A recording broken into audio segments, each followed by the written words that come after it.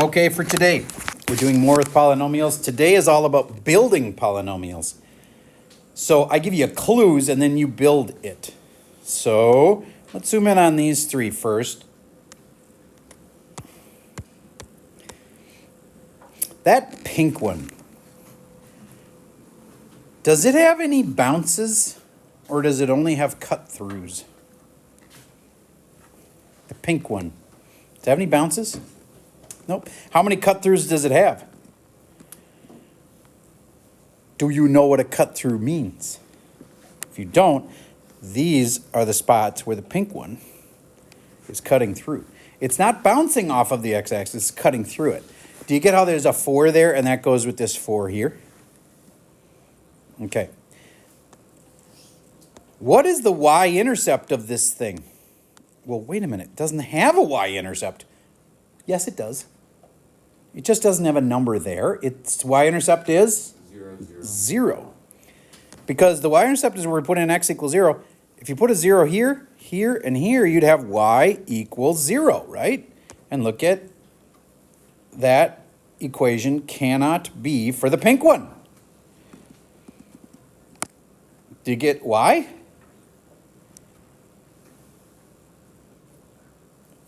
Since y-intercept is greater than 0. Y-intercept is not 0, okay?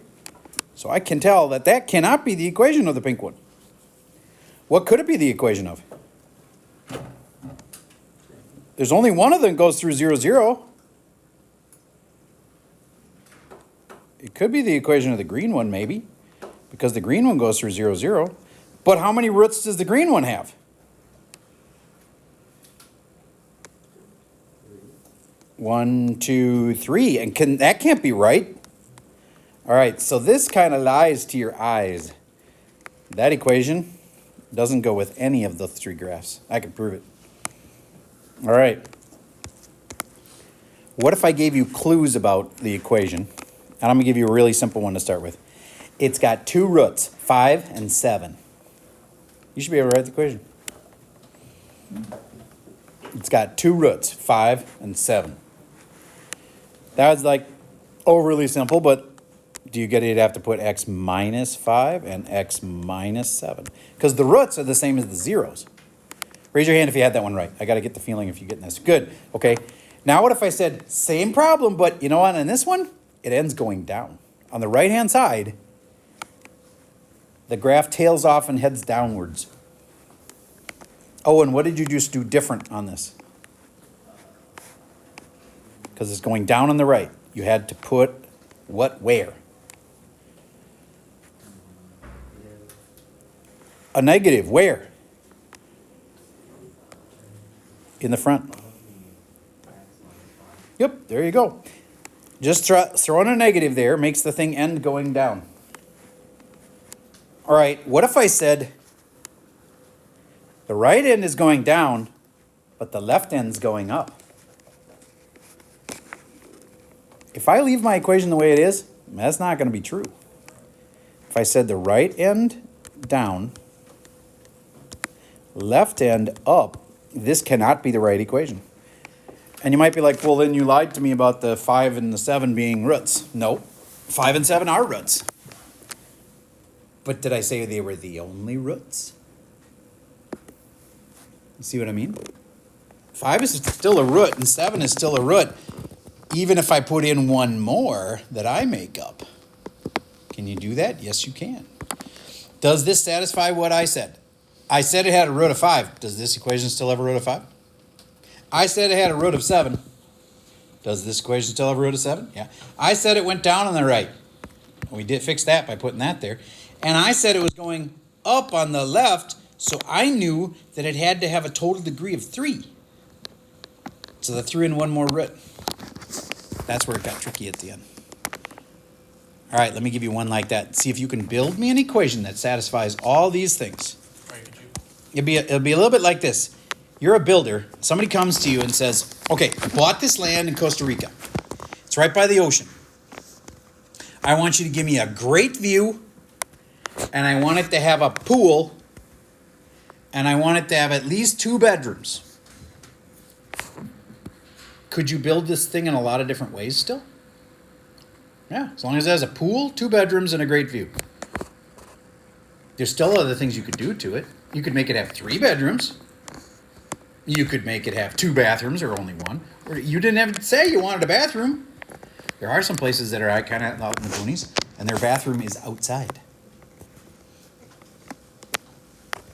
I stayed in one like Airbnb kind of place where they had an outside shower, and it's actually kind of nice, but it has walls around it, so you have some privacy, but it's actually kind of fun. But it wouldn't be fun in Minnesota. All right. So I think I had a question. Just somebody that had the question still have the question? I was just gonna ask you, but Go ahead. And then you answered it by what you just said. Did I? There's Okay. multiple All right. ways. You can have a lot of different ways you could build that house, so to speak. All right. So you build this for me.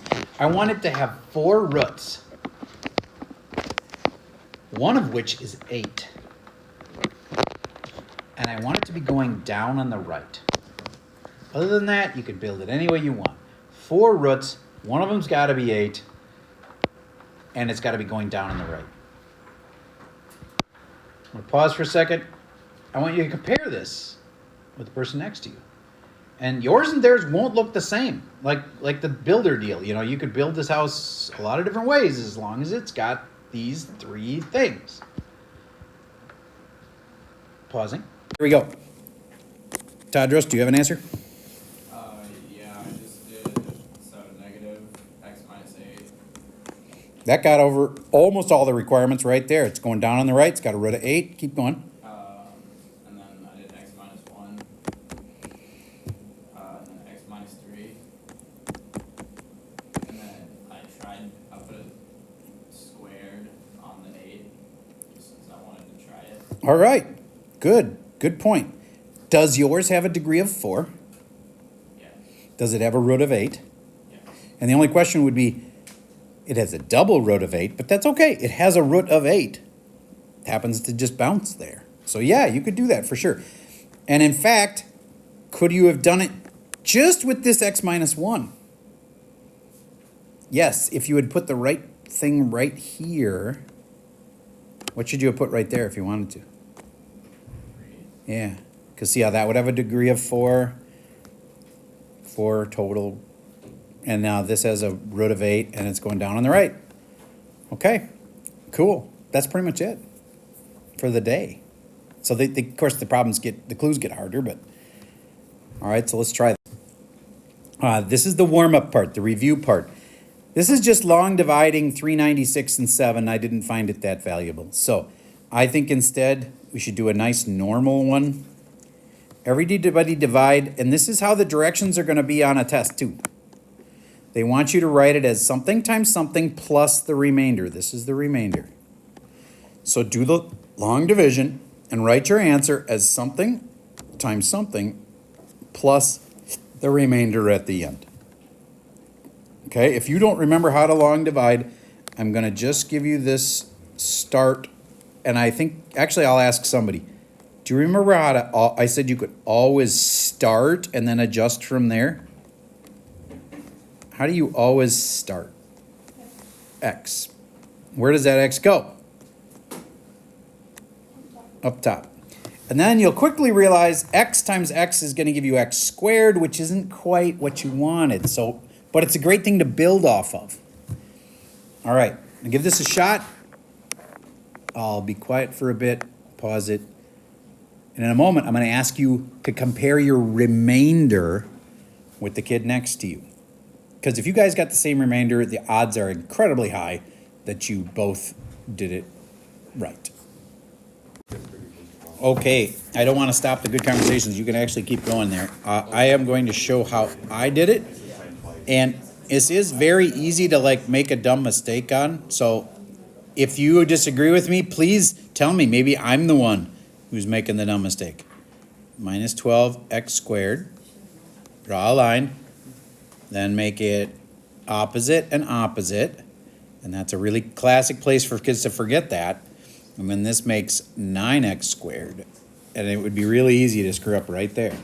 Okay, then next is bring down the 7x. Most kids know that. Now I got to figure out what to put here. Again, you can get stuck. You should be thinking, what do I put right there? that gives me 9x squared. So I want a 9. And just a 9 wouldn't do it, though, a 9x. So the 9x times the x makes 9x squared. 9x times the negative 3, negative 27x. Draw the line, opposite, opposite. And now that makes 34x. Again, classic place to make a mistake. Minus 12. Then I need a plus 34. And 34 times x is 34x. And 34 times negative 3 makes negative 102, I think. Is that right? Okay. Then I draw the line, opposite, opposite. And now I take away 12 from that. I think it's 90. Raise your hand if you had a 90. Nice. So then, just to remember, you'd write the answer as that times that plus 90 will equal this. Any questions about long division? Okay, now what if I had said, oh, by the way, 3 will have a multiplicity of 2.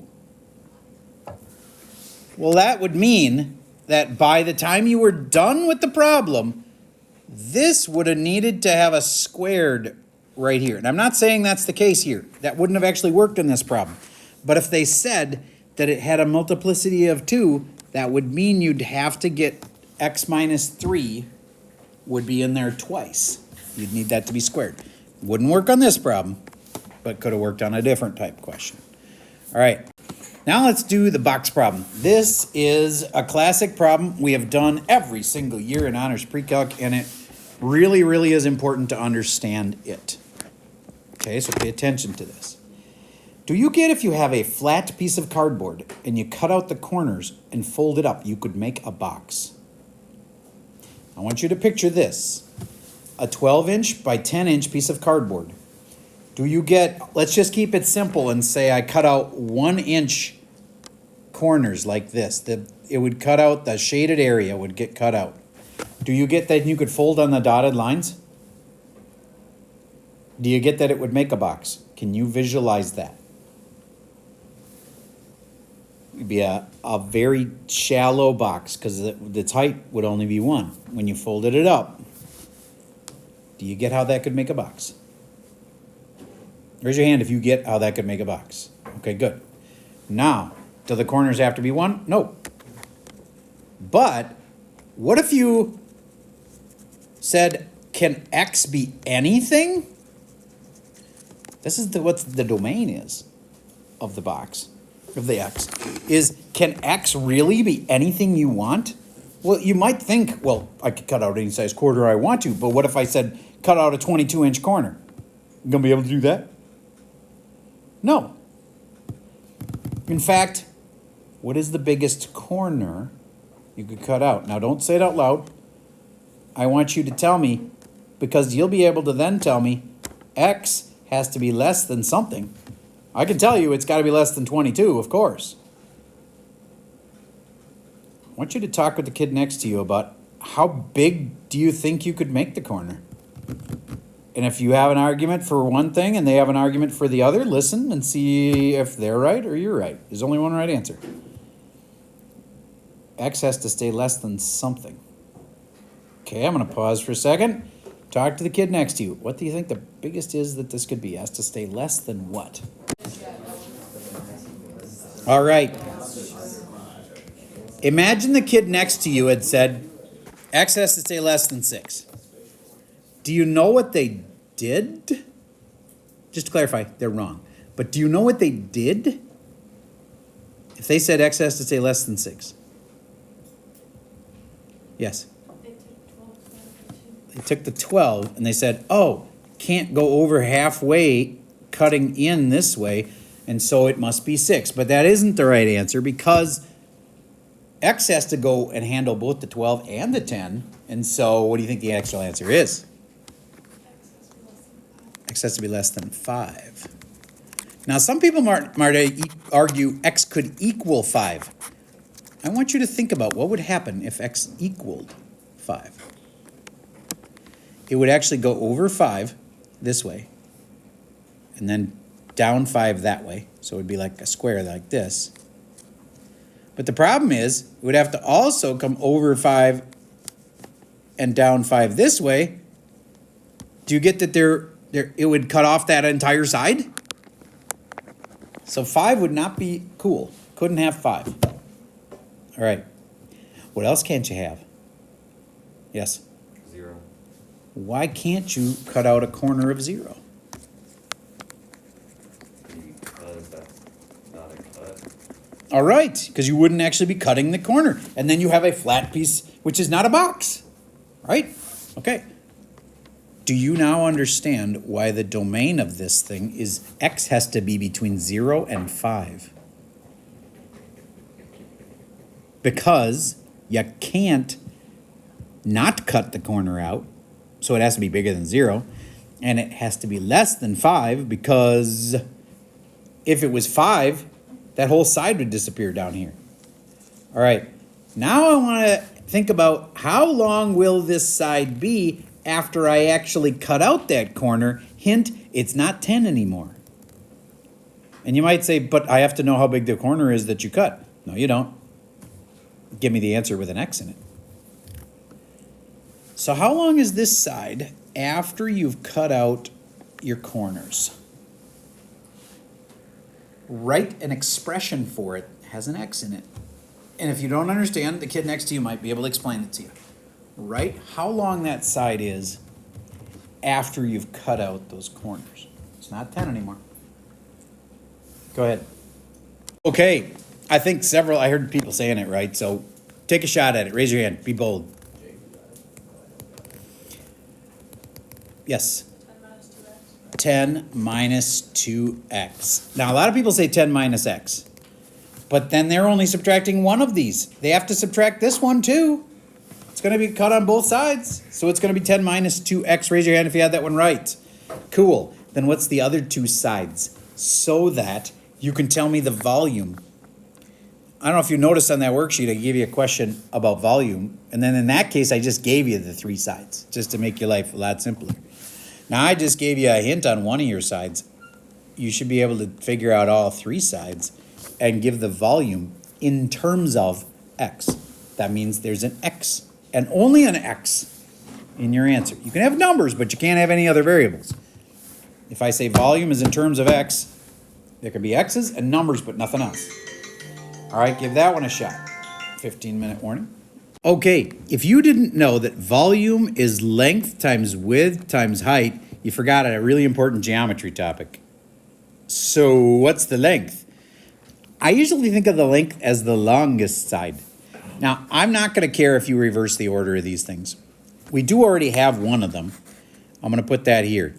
10 minus 2x. You could have put that in the first spot. Doesn't matter. The other one would be 12 minus 2x. And what's the last side? X. Very good.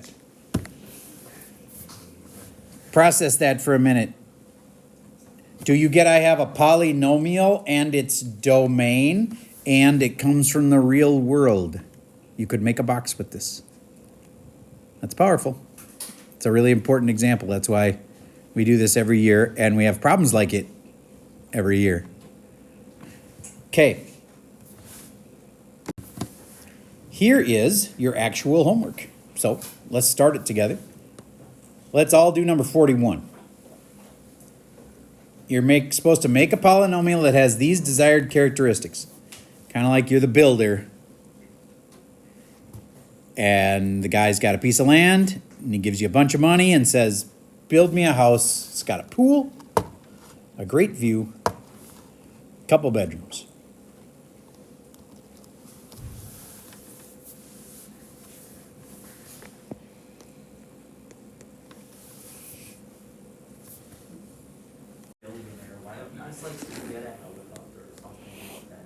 Because nobody else has a chair.